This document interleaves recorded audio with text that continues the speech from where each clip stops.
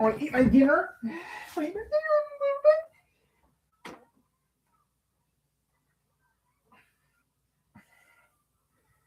Let me have some dinner today.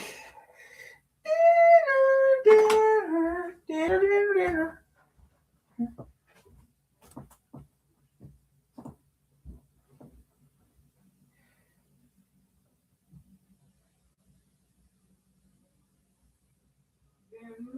Dinner.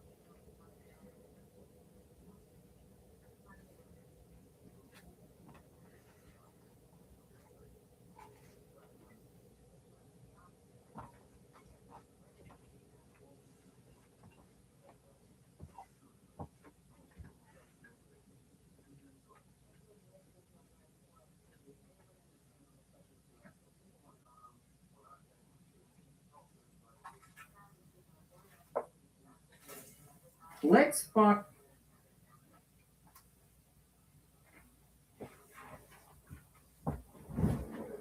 Hello, I'm Sunny Williams.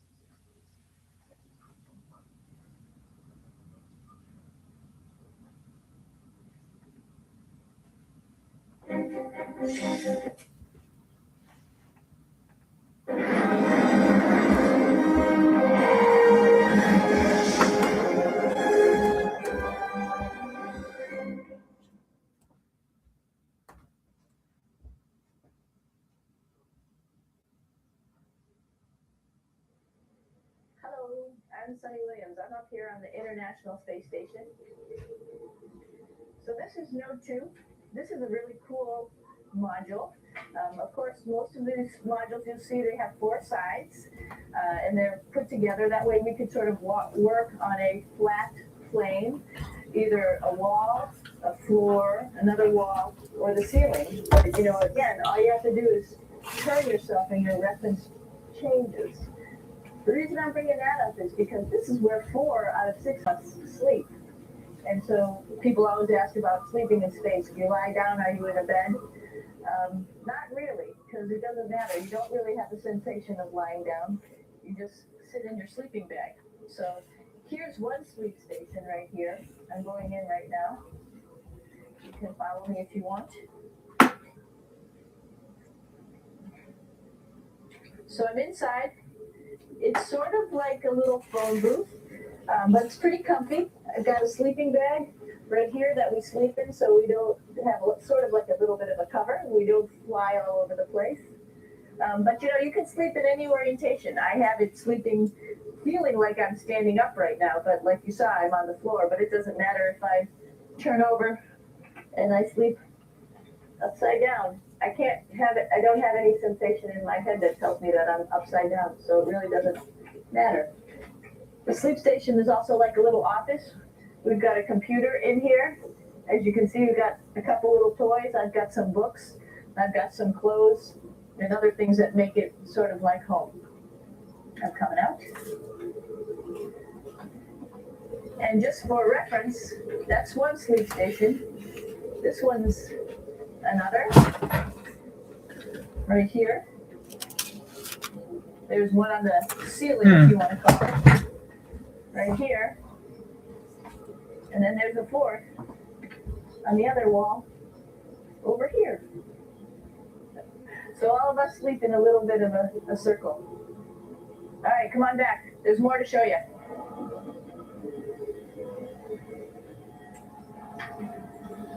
I know that there's some questions about how to use the bathroom and how do you actually live in space like normal, like at home. I mentioned real quickly about getting up in the morning and brushing your teeth and washing your face. Well, how do you do that? Well, here is the bathroom essentially. You get up in the morning and we have a little kit and it has all the essential things that you need, like your toothbrush and toothpaste. I'm all screwed up, guys, because I always eat dinner this late. See how I usually eat dinner earlier than this, but yeah, I'm all screwed up because of this and that. I'm just joking. It still stands up straight. It doesn't matter where you are. It's always going to stand up straight while you're up in space. A lot of people ask about toothbrush and toothpaste. So, luckily enough, toothpaste, you can do it upside right this way, is sticky, and so it sticks to your toothbrush. No problem. Another cool thing is that water sticks to your toothbrush too. You can see it. I'll have some water come out. The water is pretty neat up in space. It'll stick to your toothbrush and it will make a big bubble. And that's just by surface touching. And then you can drink it. So a lot of people ask about what do you do with the toothpaste after you brush your teeth.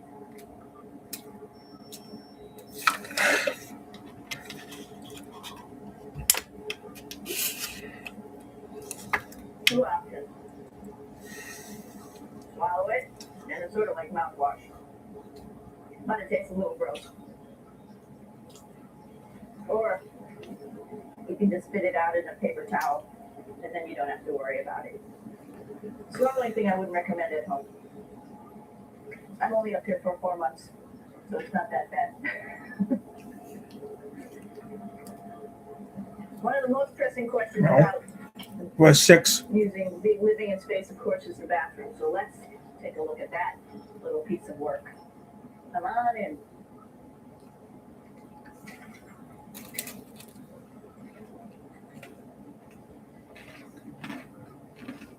Here we are at the throne. This is awesome. You might see the little, you might have noticed the little moon on the outside. This is our orbital outhouse right here.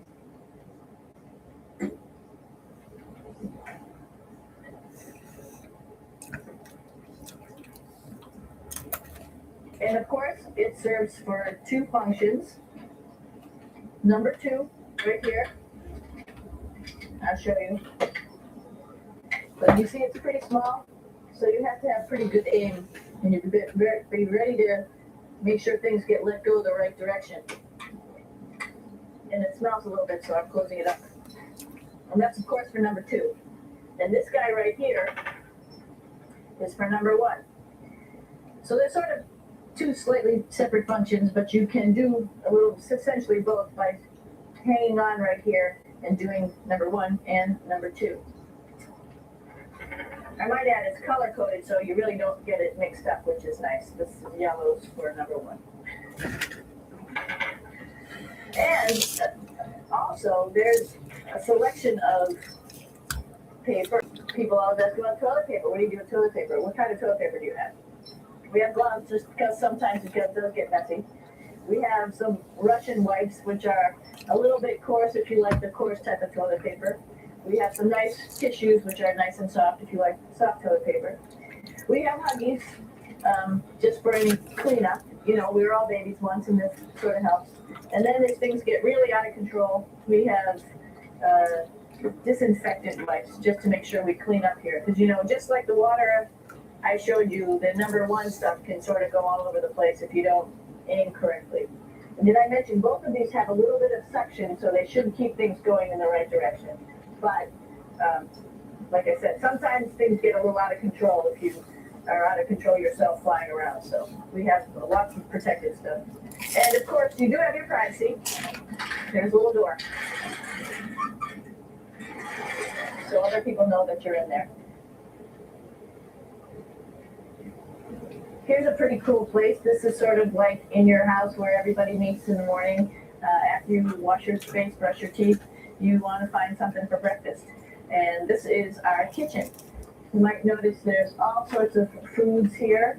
It's like opening the refrigerator. You got all your different stuff that you want to have: drinks, meats, eggs, vegetables, cereals, bread, snacks, and that's a good place. That's where you find all the candy. Side dishes, and then some little power bars just in case. So we have all this type of food. Some of it is dehydrated, and so we have to hydrate it, fill it up with water. Some of it is already made, and then all we have to do is heat it up. So something like this, I'm pulling out barbecued beef brisket. It's pretty yummy. Not only is this food made in the U.S., but we also have food here from Japan. We've got Russian food. As you can see, all these red containers are filled with food that's from Russia. And then we get some of the specialty stuff, some things that we like, some of our favorite stuff that your family can send up. In fact, I like fluffernutters, and so I got sent up some fluff so I could make my fluffernutter with peanut butter. So you have a lot of food up here, no problems. Now, I want to say where we are. So right now, we're in the Japanese laboratory. It's one laboratory out of many here on the International Space Station. It's actually on the left-hand side. If I was the International Space Station and I was flying through space like this, my left hand would be where the Japanese laboratory is.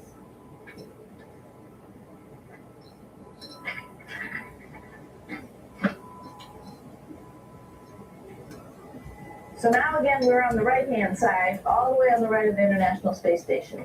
This is COMPASS, the European module. It has science experiments all over. You can see it looks a little bit crowded.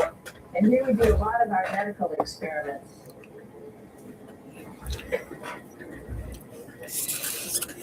Here we are in the U.S. laboratory. Again, this is a laboratory with science experiments on all of the walls here. All sorts of stuff that we do. And one of the things we also do is we exercise. We have some exercise equipment on board the space station. We need to do that because we lose bone density and muscle mass while we're up here, and that's a result of not having to fight against gravity. So how we keep ourselves in shape are with a bike, a treadmill, and a weightlifting machine. This is the bike. You notice the clipped pedals. So all you need to do is actually clip your feet in, and then you can start pedaling. You don't need a seat because you don't sit down.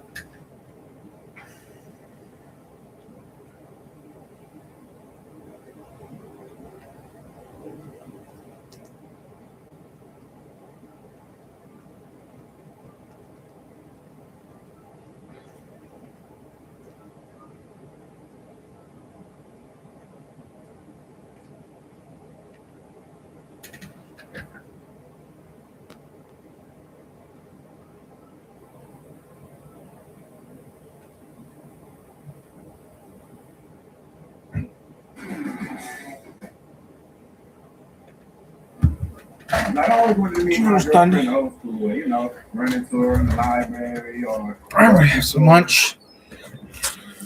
I had a really good friend who wanted to hook me and Brandon up. She wanted me to go to a baseball game with all of them, but it was raining, so I had to act like I was sick because I'm not getting my hair wet.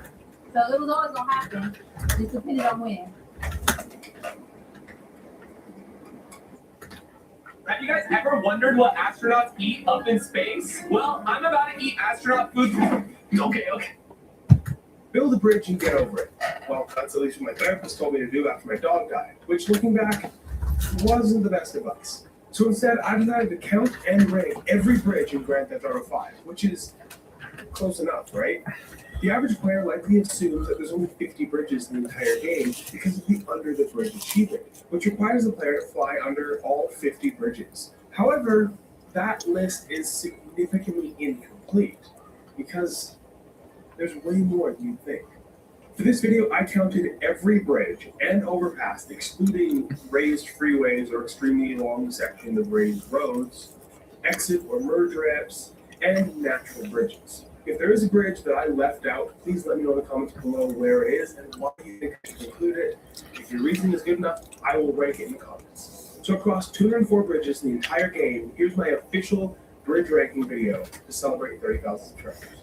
The worst bridges can mostly be discarded as pointless, insignificant, redundant, boring, repetitive, basic, decrepit, unused, or a good combination of all of the above. Case in point, the unused, repetitive, and insignificant bridges around the canals. And there's quite a few of them. Now, since we have so much ground to cover, I think it's probably best if we keep a similar pace to it. In 187th, I kind of wondered if I should even count this. In Grave C, we basically have a glorified culvert. This is only better because it's a pretty location. There's nothing special to see here. I guess not every canal bridge is useless. Some are actually used for traffic, and therefore they scored a little higher. This one might be a surprise, but it's lined up with the road, so we've all driven a car over it. Wait, how many of these are there? Hey, it's not the size that matters, right? But what vehicles are fitting under there? Just like any of Mr. Box for the Wins videos, this is completely unnecessary. It seems sturdy at least. Bonus points for that view, but you're still not doing very good. Be honest, you haven't used this one recently, right? Okay, now what about this one? Yeah, that's what I thought. And the award for most likely to house a troll goes to... Why? This might be the best bridge in Grave C. I'm sure this seemed useful on paper. This bridge is about as unique as white paint.